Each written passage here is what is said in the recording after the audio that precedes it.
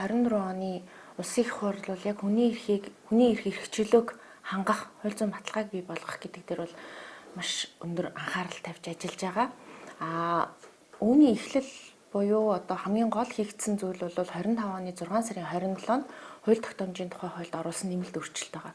Энэ өөрчлөлтөөр юуг хамгийн гол нь шийдсэн бэ гэхээр хууль тогтоомж өргөн баригдаад орж ирж байгаа бол гол баримтлах ёстой зарчмууд байгаа. Энийний хамгийн ихэнд ямар зарчмыг оруулсан гэхээр хүний эрх эрхчлөөг хангах хууль зүйн баталгааг бүрдүүлсэн байх гэдэг.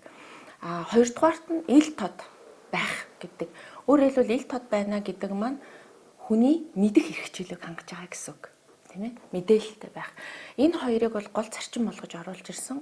Үүнээс гадна ер нь бол хууль тогтоомж өөрөө яг одоо нийгмийн харилцааг зохицуулдаг гол үндсэн бичиг баримтын хувьд бол хамгийн их одоо хүний эрхийн зөрчлийг бий болгох эсвэл хамгаалах боломжтой зүйл.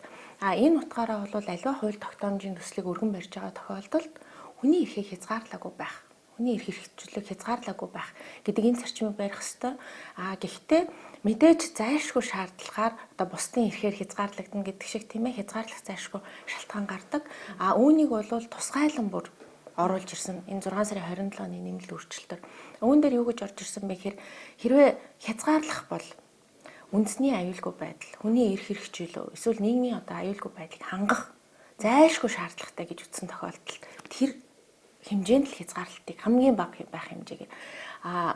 Хоёр дахь шаардлага нь болохоор ялгарлан гадуурхаагүй байх. Гурав дахь шаардлага нь бол тэр хуулийн хязгаарлалт нөрөө зайлшгүй одоо хамгийн бага байх тохиромжтой байх энэ хэмжээндээ байх ёстой шүү гэдэг. Энэ шаардлагуудыг хуульчилж өгснөөрөө хуулийн төсөл өргөн баригдахад заавал үнэлгээ хийгддэг. Энэ үнэлгээний нэг гол үнэлгээний хэсэг нь бол хүний эрх эрхчлөөг хязгаарласан байна уу? Хүний эрх эрхчлөөг хангах хууль зүйн баталгааг тавьсан байна уу? Оруулсан байна уу гэдэг. Энэ зохицуултуудыг оруулж ирсэн.